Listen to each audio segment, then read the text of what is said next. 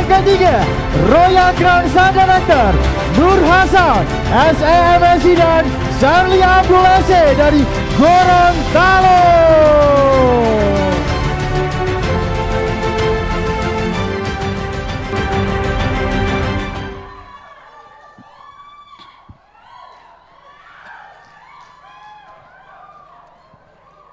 Assalamualaikum warahmatullahi wabarakatuh.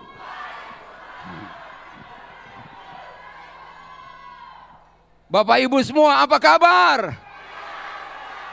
Sekali lagi, apa kabar? Tepuk tangan sebagai orang-orang yang hebat dan luar biasa. Jujur, ini tidak mudah. Tapi sebagai seorang pembangun, sebagai seorang pejuang, tidak boleh menyerah dengan apapun juga. Dengan tantangan apapun juga. Dikerjai model apapun juga oleh Pak Jo. Nggak boleh menyerah. Pertama-tama terima kasih buat founder KK Indonesia, Mr. Ho bersama Ibu, dan seluruh tim manajemen, top manajemen KK Indonesia yang mempercayakan saya dengan istri untuk dapat berbagi sesuatu pada malam hari ini. Kalau Bapak Ibu suka dengan topik ini adalah sinergi visi misi KK Indonesia. Sebelumnya terima kasih banyak kepada Pak Joshua, dan Pak Joshua khususnya triknya untuk ngerjain saya hampir setiap momen yang membuat saya harus maju lagi, dan ini puncaknya di event internasional di KL Genting, Malaysia. Juga termasuk terima kasih buat Pak Andi, karena tantangan beliau kami berhasil menjadi Crown Star Director pulang dari Jepang. Dan ada banyak orang yang sangat berjasa dalam hidup kami, suami istri, dan kemudian berdampak kepada tim semuanya. Itu semua adalah sebuah anugerah yang harus saya syukuri kepada Tuhan yang Maha Kuasa. Oke, sinergi visi misi KK Indonesia. Sasarannya, saya sengaja menyelaraskan sasaran yang saya tuliskan, yaitu tercapainya 2,8 juta orang Indonesia menjadi pebisnis KK dengan pendapatan minimal UMP.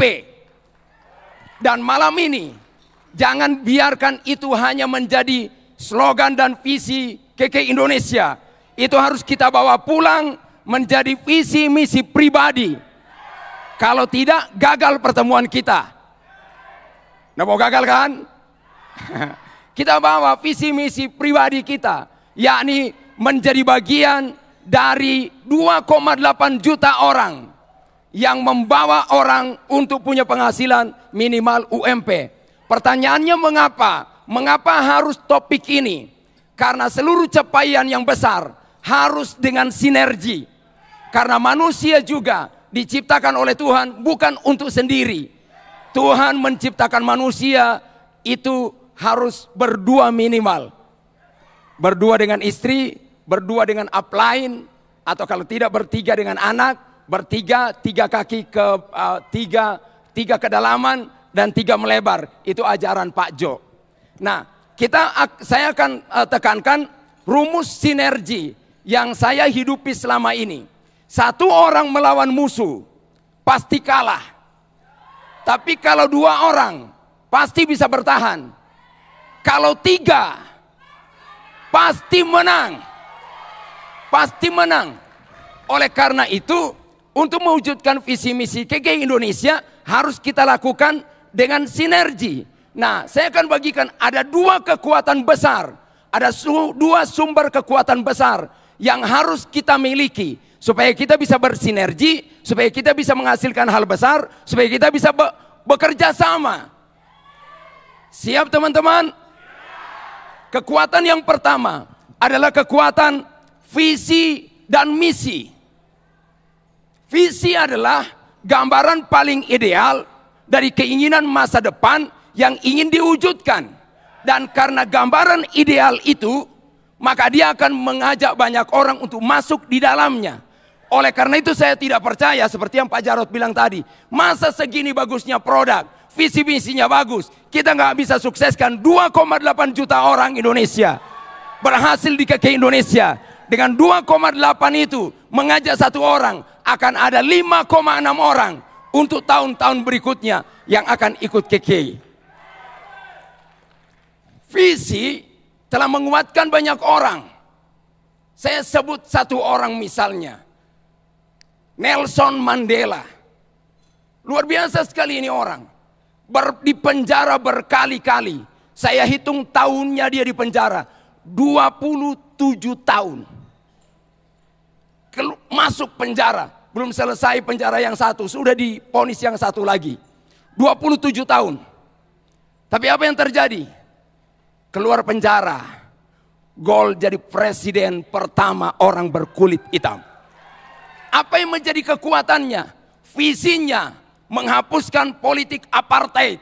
Dalam pidatonya yang terkenal itu, dia bilang seperti ini: hapuskan politik apartheid, politik perbedaan warna kulit, atau aku mati.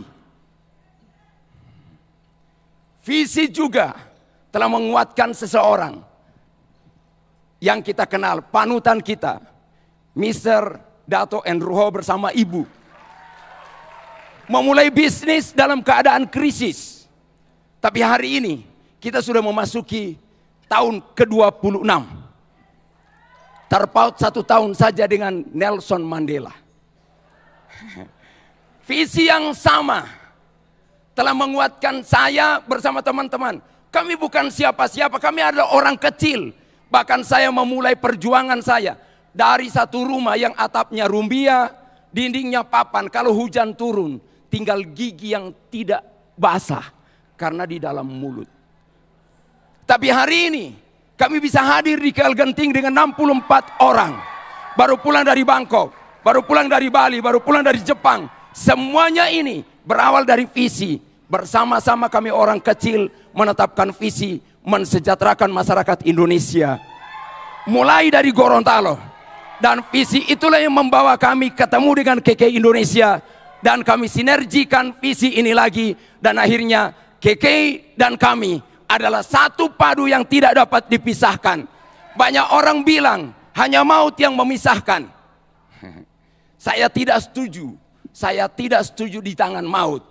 Karena hanya Tuhan yang bisa memisah. Tuhan yang mempersatukan, Tuhan yang bisa memisahkan. Dan saya tahu Tuhan menyatukan kita bukan untuk berpisah. Saya tahu kita semua menjalankan bisnis KKI Indonesia belum pernah masuk penjara. Dan tidak memulai bisnis dari krisis seperti Dr. Dato Enruho memulai bisnis ini. Bahkan mungkin kita semua belum pernah disiram air got dalam rangka prospek. Tapi kalau sampai ada orang yang disiram air got, luar biasa sekali, pasti testimoninya, pencapaiannya pasti luar biasa. Nah, malam ini harus menjadi momentum terbaik, memperkuat visi kita, pandangan kita ke depan, dan memperjelas arah perjuangan kita. Nggak boleh pulang dari sini lalu kemudian kembali loyo lagi. Artinya visi itu harus tertancap kuat di dalam hati kita, sehingga kita pulang dengan kobaran gairah yang menyala-nyala, berkobar-kobar, menghasilkan capaian berikutnya, sehingga bisa sampai ke Chongqing tahun 2025. Visi telah menguatkan banyak orang, tetapi ternyata ada banyak orang, jauh lebih banyak orang yang masih hidup dalam siklus kekalahan. Pertanyaannya, kenapa? Saya lama meneliti ini, saya lama mempelajari tentang bagian ini. Akhirnya saya dapat satu jawaban. Di samping dari tadi yang Pak Jarod sudah jelaskan macam-macam itu, saya menyorot satu organ tubuh. Hatinya bermasalah. Seharusnya di dalam hati orang hanya ada, di hati ini hanya ada kamu. Di hati ini harusnya hanya ada visi misi KKI Indonesia, sehingga kita menjadi orang yang terkekei-kekei. Bisa sama-sama saya terkekei-kekei. Dan kita akan buat seluruh Indonesia apa terkekeh-kekeh. Itu bukan sesuatu yang aneh, itu bukan sesuatu yang besar, itu sesuatu yang wajar. Kehebatan pertahanan kekeh Indonesia 26 tahun hari ini memasuki tahun ke-26 sementara jalan, itu harusnya bisa kita wujudkan. Tapi pertanyaannya, kenapa orang sudah sekian lama berinteraksi dengan kita nggak jalan-jalan juga? Saya menemukan satu hal. Ini adalah orang yang kayak telur jadi dadar atau jadi ayam. Telur jadi dadar Bapak Ibu itu dipecahkan dari luar. Kalau telur jadi ayam itu pecah dari dalam. Nah, kebanyakan kita ingin memecahkan telur, cangkang telur dari prospekan dan mitra kita dari luar. Kita paksain orang. Ya, closing, tapi telur dadar. Sekali makan. Tapi kalau dia pecah dari dalam, di hatinya ada keke, di hatinya ada visi misi, kehidupan itulah yang akan memompa keluar, dan akhirnya closing lagi, ada upline atau tidak ada upline, dia akan tetap closing. Jadi problemnya apa? Telur busuk, jangankan jadi ayam, jadi telur dadar pun tidak layak, kecuali untuk surprise ulang tahun orang. Itu pun juga tidak disukai, lebih dilihat kepada sebuah bulian. Dan di grup saya sudah larang membuli orang dengan telur busuk, karena kita ini bukan telur busuk. Nah, kenapa menjadi telur busuk? Ternyata saya pelajari, saya tanya banyak orang, mungkin saya tes di sini. Coba boleh angkat tangan yang tidak pernah sakit hati. Wow, ternyata benar lagi. Dan ternyata sakit hati itu, sekali sakit, itu akan berlangsung seumur hidup. Tiap kali momen itu keingat, ketemu momen yang sama, luka lagi dia. Nah, saya mau beritahu, saya mau selesai. Hanya ada 2 akibat yang buruk bagi orang yang pernah sakit hati dan masih sakit hati sampai hari ini dan belum selesai-selesai. Yang pertama adalah dilukai atau disakiti. Kenapa? Sudah luka. Jadi perhatikan fenomena mitra. Kalau tidak boleh tasontong sadiki, orang Manado bilang, luka dia. Jadi jangan jejalin dengan segala macam, sembuhkan lukanya. Dan yang kedua, bagian dari orang yang sakit hati adalah menyakiti. Kenapa dia menyakiti? Dengan hatinya yang luka ini, dia akan serba curiga, apa-apa nggak percaya, dia waspada tingkat tinggi, antisipasinya sangat tinggi sekali, sehingga dia akan menyakiti orang lain. Dan kalau 2 itu sudah terjadi, jadinya ini kelompok cuman orang-orang yang saling menyakiti, saling melukai. Dan apa yang kita bisa harapkan dari orang-orang yang seperti ini? Oleh karena itu, kita butuh tindakan, kita butuh komitmen. Apa komitmennya? Tidak boleh ada sakit hati lagi dengan sebab apapun. Dengan pernyataan ini, di seluruh Indonesia, di beberapa provinsi, saya banyak disemprot orang teriak dari belakang, oma-oma, hei, kamu tidak tahu apa yang saya rasa. Tapi saya cuma bisa jawab, saya memang nggak tahu. Tapi juga saya tidak mau tahu. Tapi yang saya tahu, oma akan tersiksa sampai akhir hayat. Mau pilih yang mana? Jadi ikuti saya. Saya bilang, maafkan orang itu. Ampuni orang itu. Ikhlaskan yang sudah terjadi. Karena nggak ada orang siapapun dia, sehebat apapun, yang bisa mengulang apa yang sudah terjadi itu. Dan kemudian memperbaikinya. Nggak mungkin. Mau pakai tenaga tuyul dari manapun juga, nggak akan mungkin.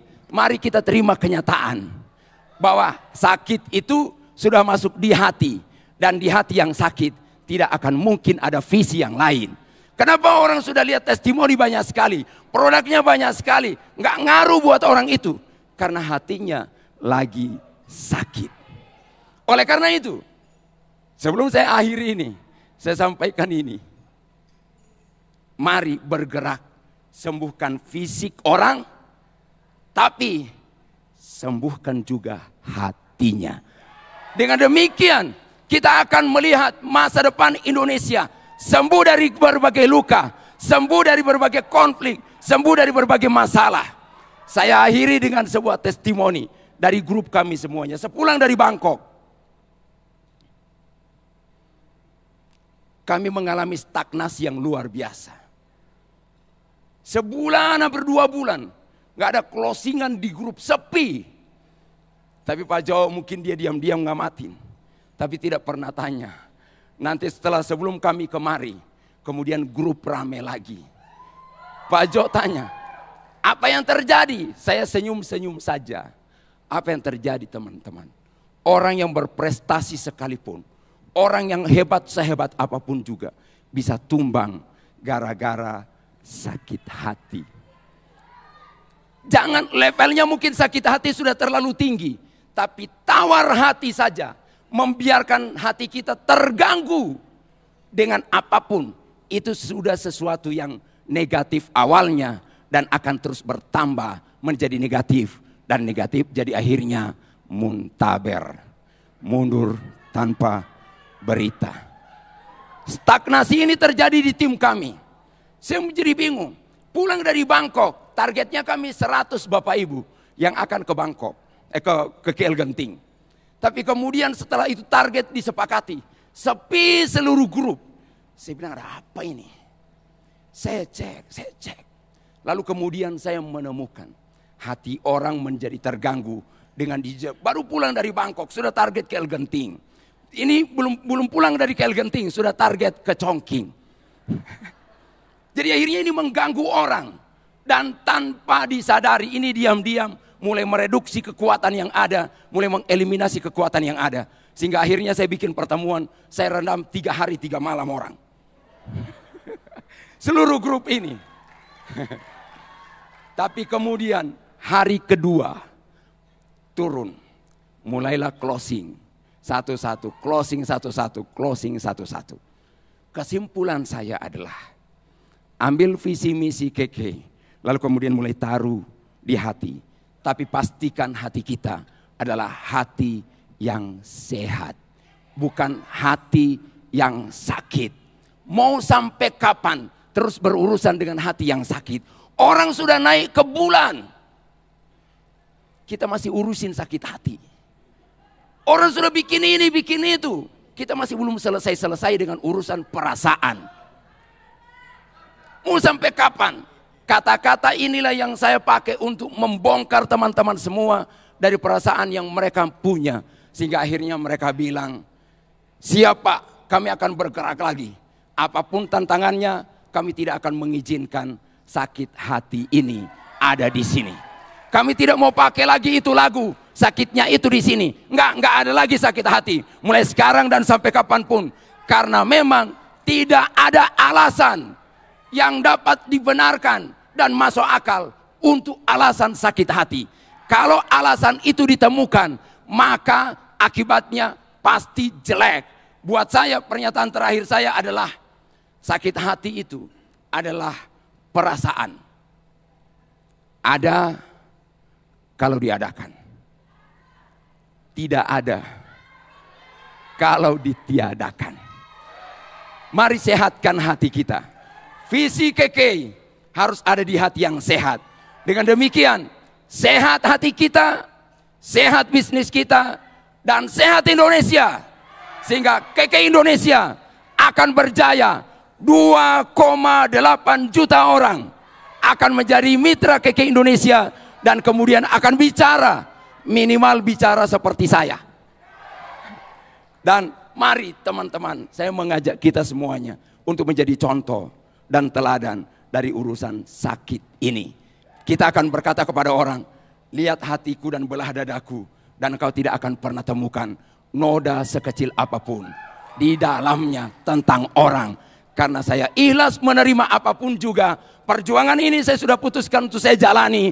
Dan saya yakin dan percaya, tanpa sakit hati, dengan keikhlasan yang maksimal, saya akan dapat memaksimalkan apa yang bisa saya lakukan untuk bermanfaat di tengah-tengah masyarakat. Sampai seluruh Indonesia tahu bahwa KK Indonesia adalah yang terbaik untuk Indonesia. Sekian dari saya. Terima kasih. Billahi taufiq wal hidayah. Wassalamualaikum warahmatullahi wabarakatuh. Iya, beri tepuk tangan dong sekali yang luar biasa untuk pembicara kita yang semakin panas. Roya Kran Sadaktar, Nur Hasan SMSI dan Ibu Sherly.